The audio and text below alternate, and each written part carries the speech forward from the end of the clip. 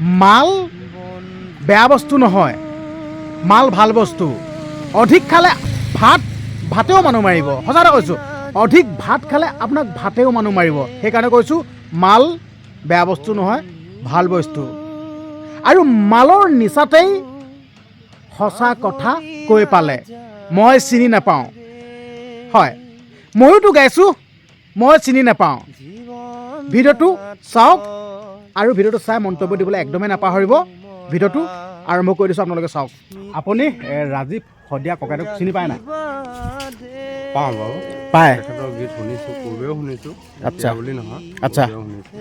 বাকী আৰু যিহেতুকে জুবিন গাৰ্গ, সকলোৱে জুবিন গাৰ্গক সাৰ্থক, আচলতে জুবিন গাৰ্গক ভগৱান বুলি মানে দেই। যোৱাকালি মানে হঠাৎ এটা নিউজত বাইট পালোঁ দেই। জুবিন গাৰ্গে ক'লে ৰাজীৱ শদিয়াক মই চিনি নাপাওঁ। চিনি নোপোৱাটো কোনো ডাঙৰ কথা নহয়, কিন্তু আৰু দুটামান কথা ক'লে। হয়তো আপোনালোকে জুবিন গাৰ্গে কোন কেইটা কথা কৈছিল আপোনালোকে হয়তো ইতিমধ্যে গমেই পাইছে, হয়তো আপুনি গম পাইছে, হয় নহয়? আপুনি কি বুলি ক'ব? এতিয়া বিশেষকৈ ক'বলৈ গ'লে আমাৰ মাজৰ পৰা ৰাজীৱ শদিয়া দাদা আমাৰ মাজৰ পৰা আঁতৰি গুচি গ'ল, আৰু তাক লৈ আমি বহুত দুখিত, আমি বহুত সুখ অনুভৱ কৰিছোঁ। আৰু তাৰ মাজতেই কৃষ্ণমণি চুতীয়া দাদাই আৰু মানস ৰবীন দাদাই যি কেইষাৰ কথা কৈ গ'ল, তালৈতো তেখেতলোকো আহিছিলে ৰাজীৱ দাৰ ঘৰলৈ খবৰ ল'বলৈ।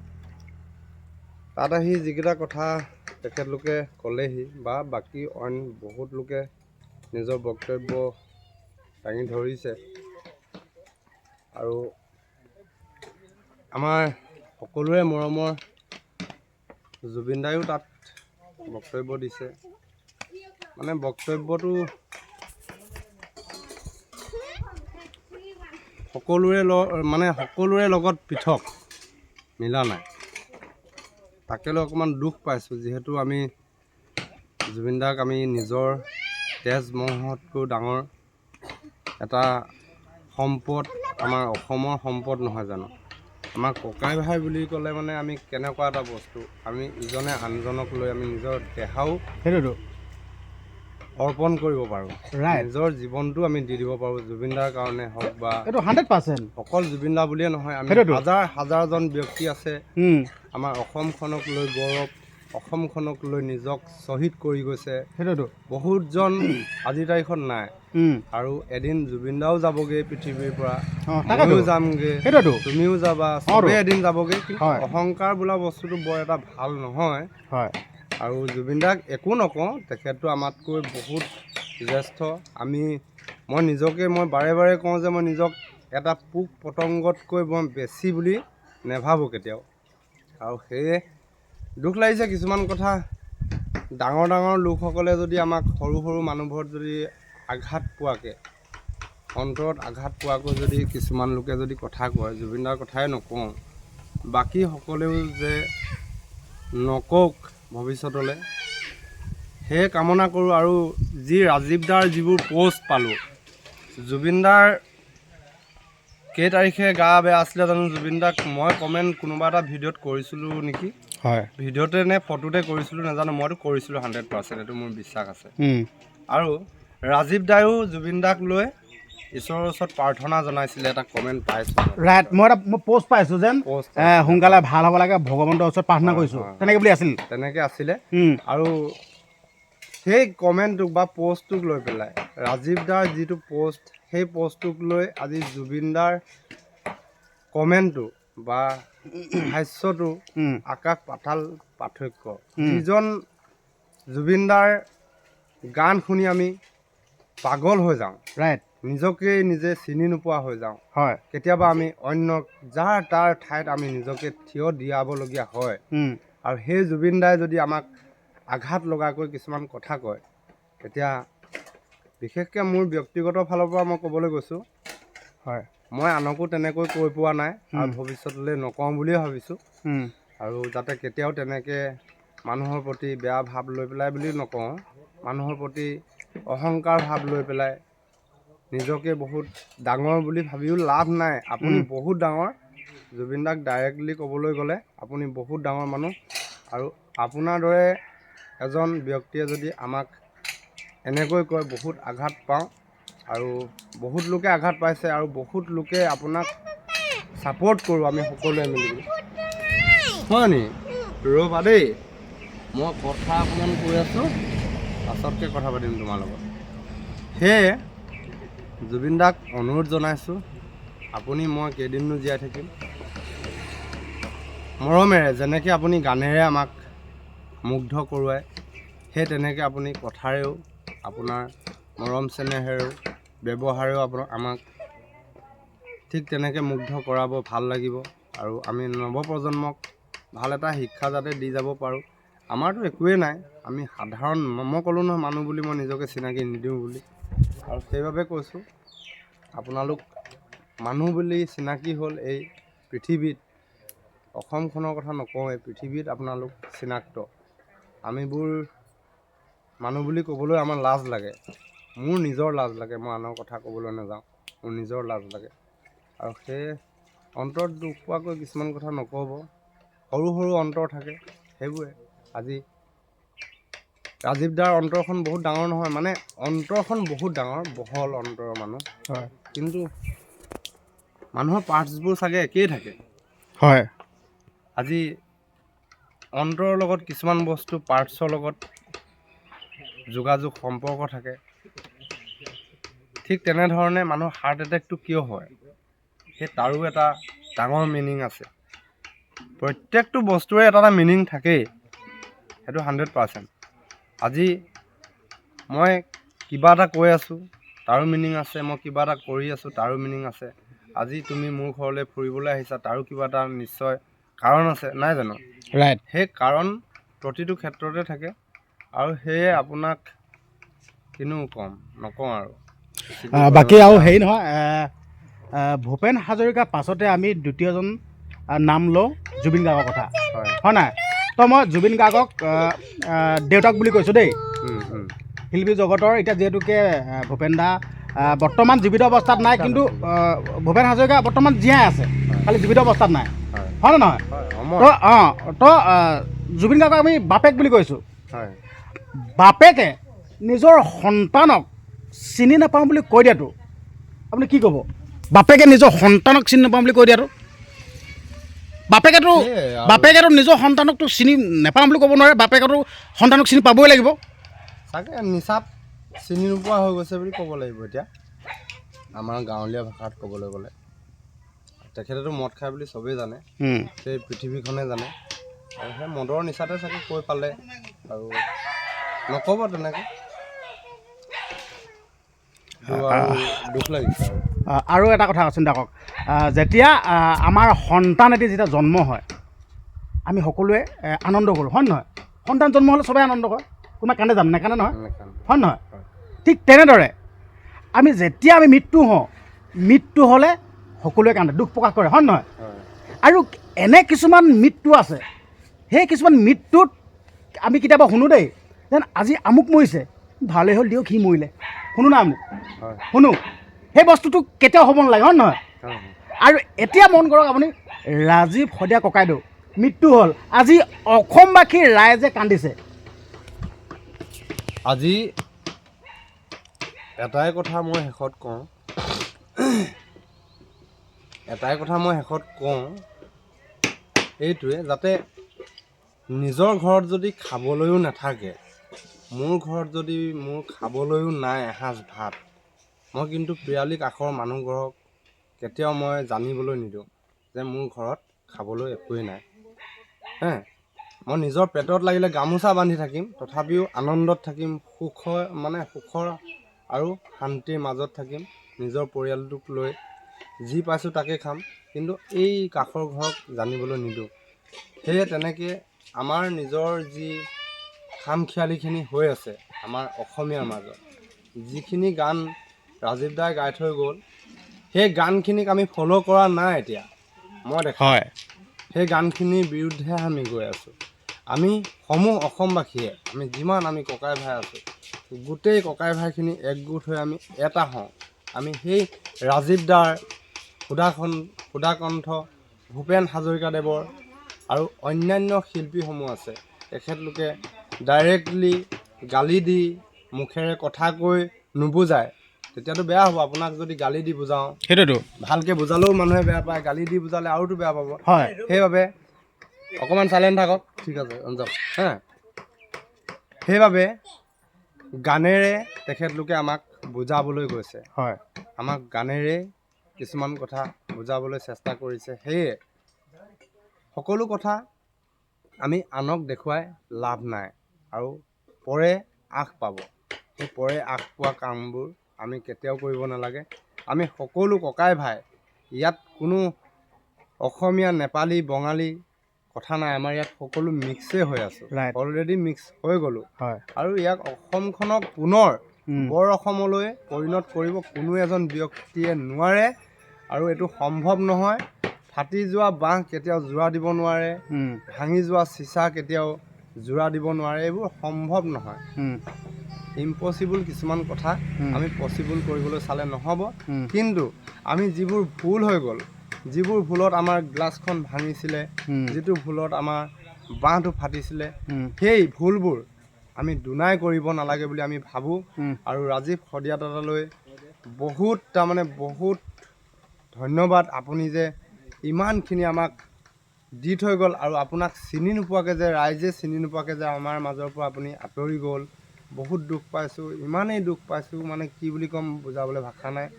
আৰু সেইখিনি কথা সকলো অসমবাসীয়ে, যিখিনি অসমবাসীৰ মানুহৰ অন্তৰত মৰম দয়া বোলা বস্তুটো আছে, নিজৰ ঘৰখনৰ প্ৰতি, নিজৰ ৰাজ্যখনৰ প্ৰতি, নিজৰ দেশখনৰ প্ৰতি যদি শ্ৰদ্ধা ভক্তি বোলা বস্তুটো আছে, সকলোৱে বুজি পাব। আৰু এইবোৰ যিবোৰ খামখেয়ালি চলি আছে, এই খামখেয়ালিবোৰৰ পৰা আপোনালোক সকলো আঁতৰিবলৈ চেষ্টা কৰক। আৰু নিউজবোৰে পাছত গৈ চুৰ যোৱাৰ পাছত বুদ্ধি ওলালে নহ'ব, আপোনালোকে আগতীয়াকৈ মানুহবোৰ চিনাক্ত কৰিবলৈ চেষ্টা কৰক। 100%। ভিডিঅ'বোৰ কাটি কাটি দিয়াটো বেয়া কথা। অৰিজিনেল ভিডিঅ' এইটো ৰুবুদাই কিন্তু বৰ ভাল কথা কৈছে দেই। অৰিজিনেল ভিডিঅ' দিয়ক, তেতিয়াহে আমি ভিডিঅ'টো বা নিউজটো আমি সত্য বুলি প্ৰমাণ কৰিব পাৰিম। আমি এতিয়া ভিডিঅ'বোৰ বনাওঁতে চিনেমাহে বনাই আছোঁ, আমি এইবোৰ কাটি কাটি কাটি কাটি আমি যিডোখৰ ভাল হয় আমি সেইডোখৰ চিনেমা বনাই আছোঁ। এতিয়া চিনেমাৰ নিচিনা নিউজ হোৱাটো আমি নিবিচাৰোঁ। সেইটোতো চিনেমা হ'ব নাই, আচলতে নিউজটো সদায় নিউজে হ'ব লাগে, বাতৰিটো বাতৰি হ'ব লাগে, হয় নহয়? যিটো সত্য। তো এতিয়া নিউজ মিছা কৰি মিছা সঁচা কৰি পেলাই এইবোৰ কেনেকুৱা বাতৰি। এতিয়া আচলতে নিউজ চেনেলসমূহ ডাইৰেক্ট কৈছোঁ কিবা মিউজিক কিবা হেৰি নিচিনাই হৈ পৰিছেগৈ, হয় নহয় বাৰু? তেনেকুৱা ঘৰে ঘৰে নিউজ চেনেল হ'ব আৰু কেইদিনমান, বেছিদিন নাই আৰু। এতিয়া যেনেকৈ ঘৰে ঘৰে ইউটিউবাৰ হ'ল, ঠিক তেনেধৰণে ঘৰে ঘৰে নিউজ চেনেল হ'ব, চবৰে এটা এটা চেনেল থাকিব, আৰু চবৰে নিজৰ নিজৰ নিউজ দিবলৈ আৰম্ভ কৰিব। তো এতিয়া কথা হ'ল, ৰাজীৱ শইকীয়া ককাইদেৱে মানে দেশৰ কাৰণে, জাতি মাটিৰ কাৰণে মাত মাতি থাকিলে, হয় নহয়? আচলতে সেইজনক এতিয়া চিনি পোৱাটো বাদ দিয়ক, এতিয়া আমাৰ মাজত বৰ্তমানে, কিন্তু আমাৰ মাজত সদায় থাকিব। কিন্তু সেই তেতিয়াতে ৰাজীৱ শইকীয়া ককাইদেউক আমি তেতিয়াতে চিনি পাব লাগিছিল, হয় নহয়?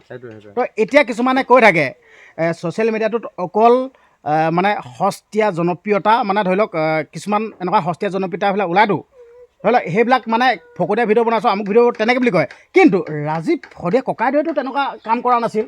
তো কিয় ৰাজীৱ শইকীয়া ককাইদেউ আমাৰ মাজত সকলোৱে মাজত পৰিচয় নহ'ল? চিন্তা কৰক আপুনি কথাটো। সৰু মানুহ যে, সেইকাৰণে সৰু মানুহ কেতিয়াও পৰিচিত নহয়, মানুহৰ মাজলৈ কেতিয়াও যাব নোৱাৰে। কাৰণ কেলৈ, তেখেতৰ টকা পইচা নাই। আজি গুৱাহাটীলৈ যাবলৈ তেখেতৰ টকা নাছিলে, এটা প্ৰগ্ৰাম কৰিবলৈ তেখেতৰ টকা নাছিলে।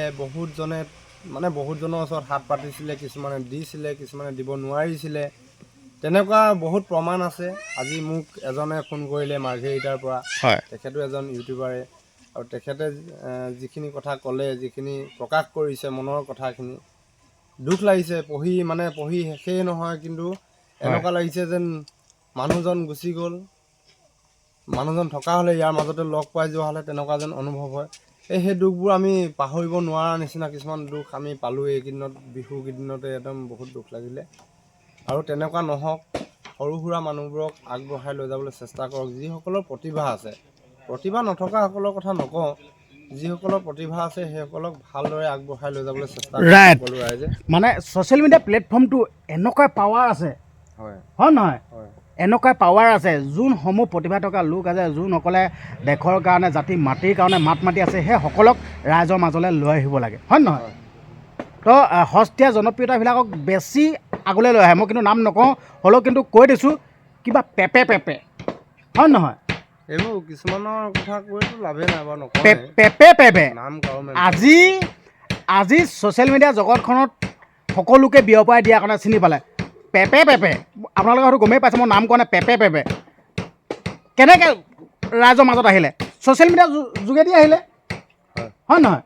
তো কিছুমানে কয়, এতিয়া ৰাজীৱ শদিয়া কিছুমান হেৰিয়তে মই কমেণ্ট পাইছোঁ দেই, আচলতে ৰাজীৱ শদিয়া ককাইদেৱে বোলে মঞ্চই নাহিলে। মই ক'ব বিচাৰিছোঁ, মঞ্চখন হ'ল এটা চাৰিসীমা এটা বাউণ্ডাৰী, হয় নহয়? ছ'চিয়েল মিডিয়াটো তাতকৈ ওপৰত, হয় নহয়? কি ক'ব আপুনি? আচলতে মঞ্চখন হ'ল ৰাইজৰ, হয়, ছ'চিয়েল মিডিয়াও ৰাইজৰে, হয়, কিন্তু মঞ্চলৈ যোৱা এটা বেলেগ আনন্দ, হয়, যিটো আনন্দ তাত থকা ডাইৰেক্টলি লাইভ পায় মানুহে, হয়, কাষত পায়, মানে ফিজিকেলি পায়, হয়নে নহয়? আৰু ছ'চিয়েল মিডিয়াটো হৈ গ'ল আপোনাৰ কেতিয়াও নেদেখা ব্যক্তিজনক আপুনি দেখিবলৈ পাব। সেইটোৱেতো। আৰু মঞ্চখন হৈ গ'ল আপুনি কেতিয়াও নেদেখা ব্যক্তি এজন ডাইৰেক্টলি দেখিবলৈ পাব, সাক্ষাৎ দেখিবলৈ পাব। আৰু সেই ছ'চিয়েল মিডিয়া আৰু মঞ্চখনত পাৰ্থক্য বহুত আছে, নাই বুলি নকওঁ। আৰু মঞ্চলৈ বিশেষকৈ নিমন্ত্ৰণ থাকিব লাগিব আৰু কৰিব লাগিব ৰাইজে, কোনসকল শিল্পীক প্ৰাধান্য দিব লাগে, আমি মঞ্চখন দিব লাগে, সেইসকলক মঞ্চখন আমি দিব লাগে। যিসকলে আমাৰ ৰাইজৰ কাৰণে বিহুসুৰীয়া গীত আমি বহুত ধৰণে গাব পাৰোঁ, সেইটোতো নোৱাৰোঁ জানো? আমাৰ গোটেই জীৱনটোক লৈ, আমি ইতিহাসক লৈ, আমি পৃথিৱীখনক লৈ, প্ৰকৃতিক লৈ, আমাৰ নিজৰ জীৱনটোক লৈ পেলাই, অন্যান্য দেশক লৈ, ৰাজ্যক লৈ, আমি গোটেইখিনিক লৈ আমি বিহুসুৰীয়া গীত গাব পাৰোঁ। বিহু যে মঞ্চত যে আমি গাব নোৱাৰিম সেইটো কথা নহয়, সেইটোতো প্ৰতিটো গীতে আমি গাব পাৰোঁ। বিহুসুৰীয়া কৰি ধুনীয়া সুন্দৰকৈ ৰচিলেই হ'ল। আৰু এতিয়া যিকোনো মানে গান কিছুমান ওলাইছে, এতিয়া নতুনকৈ কৈ দিবলৈ বেয়াও লাগে। সঁচা কথা। আমি বাৰু গান গোৱা মানুহ নহয়, এতিয়া তথাপিও গাওঁ, হয়, মনটো ভাল লগাবলৈ। জীৱনত গান শুনি আমি বহুত দিন পাৰ কৰালোঁ। ঠিক তেনেধৰণে গান শুনি ভাল পাওঁ বাবে আমি কথাবোৰ ক'বলগীয়া হয়। কিছুমান গীত ওলাইছে এনেকুৱা, যিবোৰ গীত আমি ল'ৰা ছোৱালী, সঁচাকৈ মাইকী মানুহ, মা দেউতা, ওচৰৰ মানে শুনিবলৈ নোৱাৰে, বয়োজ্যেষ্ঠ মানে কাৰো লগতে শুনিবলৈ লাজ লাগে তেনেকুৱা গান। মই কৈছোঁ অলপ আগতে যেন কৈ গ'লোঁ যেন সস্তীয়া জনপ্ৰিয়তা, আচলতে ৰাইজে অকল সেইবিলাকে ভাল পায়। এতিয়া ৰাজীৱ শদিয়া ককাইদেউক সেয়া ৰাইজৰ মনবোৰ সলনি কৰিব হ'ল আপোনালোকে। মই উপদেশতকৈ আৰ্হি শ্ৰেষ্ঠ, মই জানো। ৰাইট, উপদেশতকৈ আৰ্হি শ্ৰেষ্ঠ, মই নিজে ভাল হৈ দেখুৱাটোহে সেইটোৱেতো আচল কথা। আৰু তথাপিও ক'বলৈ যাওঁ নিজৰ ককাই ভাই হিচাপত, যিসকলে আজি উঠি আহিছে, সেইটোতো যিসকল নৱপ্ৰজন্ম উঠি আহিছে, সেইসকলক মই ক'বলৈ যাওঁ, ৰাজীৱ শদিয়াদেৱৰ দৰে এজন ব্যক্তিক আমি ফ'ল' কৰিব লাগে। আৰু তেখেতে গীত গায় বুলি যে আমি গীতেই গাব লাগিব সেইটো ক'বলৈ যোৱা নাই। ৰাইট, গীত গোৱা সকলকো আমি কৈছোঁ, আপোনালোকে এনেকুৱা বিপ্লৱী গীত বুলি নহয়, এনেকৈ আমি গণশিল্পী হ'বলৈ আপোনালোকে চেষ্টা কৰিব লাগে সকলোৱে। আৰু তেখেতৰ গানবোৰত যিবোৰ শব্দ ব্যৱহাৰ কৰিছে, সেই শব্দবোৰৰ যিবোৰ মিনিং, অৰ্থ, সেই অৰ্থবোৰক আমি ফ'ল' কৰিব লাগে বিশেষকৈ। সেই শব্দবোৰক, অৰ্থবোৰক, আৰু সেই অৰ্থবোৰক আমি যদি ফ'ল' কৰোঁ, আমাৰ ভৱিষ্যতে কিবা এটা হোৱা আশা আছে। এতিয়াও বহুত সময় গুচি যোৱা নাই আৰু বহুত সময়ো নাই দেই, কথাবোৰ তেনেকুৱা। সেইবাবে বেছিকৈ নকওঁ, বেছিকৈ কৈ দিলে বহুত কৈছোঁ বুলি কৈ দিব। সেইবাবে আজি মোৰ ফালৰ পৰা সামৰণি মাৰিছোঁ। আচলতে এনেকুৱা ধৰণৰ দেই, ৰাজীৱ শদিয়া ককাইদেউ আচলতে আন বেলেগ শিল্পীৰ দৰে বিক্ৰী হ'ব নোৱাৰিলে, আৰু বিক্ৰী হ'ব নোৱাৰাৰ কাৰণে আজি ৰাজীৱ শদিয়া ককাইদেউ ভাগৰ এখন গাড়ী নাই, এটা অট্টালিকা নাই।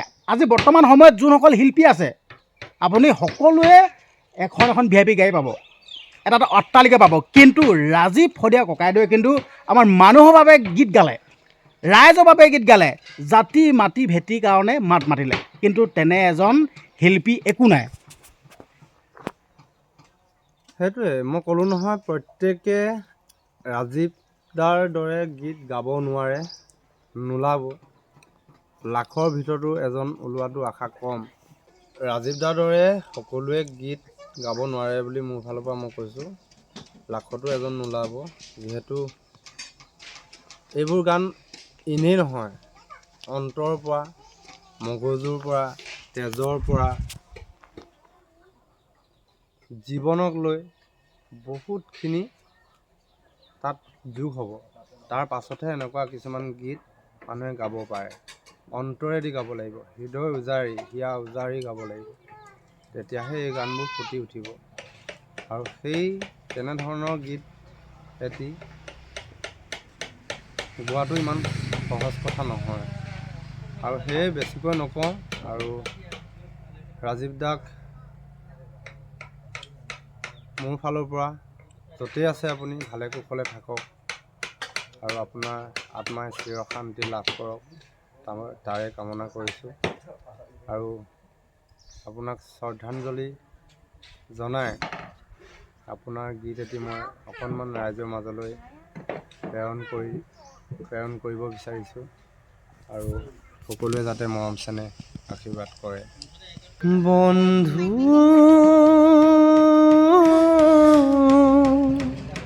পাহৰি নাযাবা দে, বন্ধু পাহৰি নাযাবা দে, জীৱন নাটৰ ভাওলৈ উমলা স্মৃতি ৰাখিবা দে, স্মৃতি ৰাখিবা দে, বন্ধু পাহৰি নাযাবা দে, বন্ধু পাহৰি নাযাবা দে, পাহৰি নাযাবা দে। আজি ৰাজীৱ দাক শ্ৰদ্ধাঞ্জলি জনাই যোনটো গীত গালে, আচলতে গীতটি শুনিলেই গাৰ নোমটো পূৰা শিয়ৰি উঠে, সঁচা কথা কৈছোঁ। আৰু অকল এই গীতটি বুলিয়ে নহয়, প্ৰত্যেকটো গীত শুনিলে তো একদম গাৰ নোম ডাল ডাল হৈ যায়। আৰু এটা কথা ক'ব বিচাৰিছোঁ, আচলতে কৈছে নহয় গীততে সেইটোৱেতো পিৰণি উঠি যায় বুলি, সেইটোৱেতো ৰাজীৱ দাই কৈছে গীতৰ মাজত। সেইটোতো এতিয়া ৰাজীৱ দাই যোনসমূহ গীত গাই গৈছে, সেই গীতসমূহ শুনিলে এজন মানুহ যদি শুই থাকে নহয়, এনেকৈ ফককৈ উঠিব, সঁচা কথা কৈছোঁ। আৰু এনে কিছুমান শিল্পী আছে, সেইসকলৰ গীত শুনিলে কিন্তু এনেকৈ নাচিবলৈ মন যাব, হয় নহয়? এই ৰুবুদাই বহুতো ভাল কাম কৰি আছে। আচলতে কি ভাল কাম কৰি আছে মই দেখাম। আগতেও মানে ৰুবুদাৰ ওচৰত ভিডিঅ' বনাইছোঁহি, ভিডিঅ' আছে বাৰু, কিন্তু হ'লেও আকৌ এবাৰ ক'ব বিচাৰিছোঁ, আচলতে আমাৰ ৰুবুদাই এনে কিছুমান কাম কৰি আছে। আচলতে আমাৰ ৰুবুদা আচলতে ছ'চিয়েল মিডিয়াৰ লগতো জড়িত হৈ আছে, আৰু লগতে যি ফাৰ্নিচাৰ, যি কাঠৰ বস্তু বনাই ফাৰ্নিচাৰ, হয় নাই, ফাৰ্নিচাৰ কাম কৰে। আৰু লগতে এইটো বেছি ভাল লাগিছে দেই, আমাৰ ৰুবুদাই বহুকেইজন লোকক মানে কৰ্ম সংস্থাপন দি আছে। আপোনালোকক দেখাই দিছোঁ, চাই লওক, এইসকল লোকে কাম কৰি আছে, আমাৰ ৰুবুদাই কৰ্ম সংস্থাপন দিছে। দাদা, দাদা নমস্কাৰ। আপোনাৰ ঘৰ কোন জেগাত? মোৰ ঘৰ বৰপথাৰ। বৰপথাৰ। এই ৰুবুদাই ইয়াৰ ঘৰত মানে কিমান দিনৰ পৰা কাম কৰি আছে? 6 মাহমান হৈ গ'ল। 6 মাহ। মজা মজা। আপোনালোকে শুনিলে। আৰু লগতে এইবিলাক দাদা এজন আছে, দাদা আপোনাক একদম পূৰা ধন্যবাদ জনাইছোঁ দেই। আৰু আচলতে আপোনালোকক দেখাই দিছোঁ, চবেই কেতিয়াও মিছা কথা নকয়, আপোনালোকক মই নক'লেও হ'ব, দেখাই দিছোঁ, আপোনালোকে দেখিয়ে গমেই পাইছে নহয়। আচলতে আপুনি যেনে এই কামসমূহ কৰি থাকে, মানে কেনেকৈ মানে কৰিব পাৰে বস্তুটো?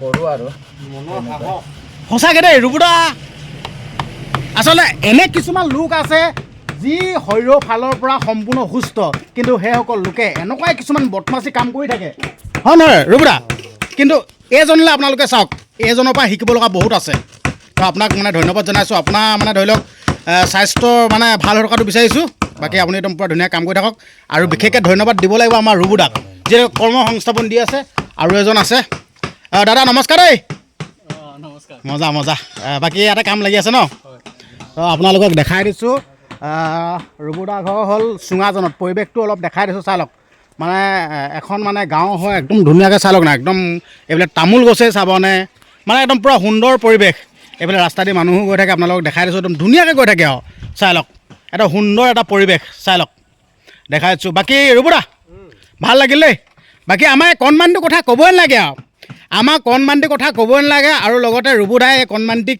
মানে ইমান ধুনীয়াকৈ মানে শিক্ষা দি আছে কিন্তু আপোনালোকে হয়তো এই কণমানিটিক একদম ফেচবুকত মানে নেদেখাকৈ নাথাকেই মানে তাৰপৰা সকলোৱে দেখিছে কিন্তু এইটোৱে ভাল লাগিছে যেন কণমানি ল'ৰাটিক মানে আপোনালোকে দেখি পায় এই কণমানি ল'ৰাটোৱে নজনা কি নাই মানে চব সকলো জানে আপোনালোকে ভিডিঅ'টো চাবগৈ ৰবু নেওগ কি বুলি আছিলে পেজটো ৰবু নেওগ কৃষ্ণ বুলি আছে আপোনালোকে চাই ল'বগৈ নিজৰ বুলি দেই বাকী মই নক'লেই হ'ব আৰু মই আহিছিলোঁ মানে ধৰি লওক বিহু বতৰ এনেই এপাক ঘূৰিছোঁ আৰু লগত আপোনালোকে গমেই পাই আছে বহুত দুখ লাগি আছে মনবিলাক তো সেই বুলিয়ে ৰবুদা ঘৰত সোমাই দিলোঁ তাৰপিছত সোমাই পেলাই দুই এষাৰ কথা পাতিলোঁ আৰু যিহেতুকে আচলতে ৰবুদা মানে ভিনিহে হয় দেই নিজৰ বুলি ভিনি হয় নিজৰ বুলি দেই চিনাকি দিছোঁ দেই তো আৰু এটা কথা এটা খেলটো দেই মানে চাহ উঠনিয়ে দিলে মানে চাহটো মই খোৱা নাই কাৰণ ভিডিঅ'টো বোলো সামৰি বোলো মোৰ লগত এজন আহিছিল এইজনে পৰা দবালেই মোৰ চাগে চাহ মোৰ মানে চাহ হৈ গ'ল থাকে মই এতিয়া গহীনত খাম আৰু নিজৰ বুলি চাহটো একদম পূৰা চাহটো এতিয়া গহীনত দবাই লওঁ নিজৰ বুলি চাহটো খাই লওঁ চাহ মানে চেঁচা হৈ গ'ল মানে চেঁচা হ'লে ভাল লাগে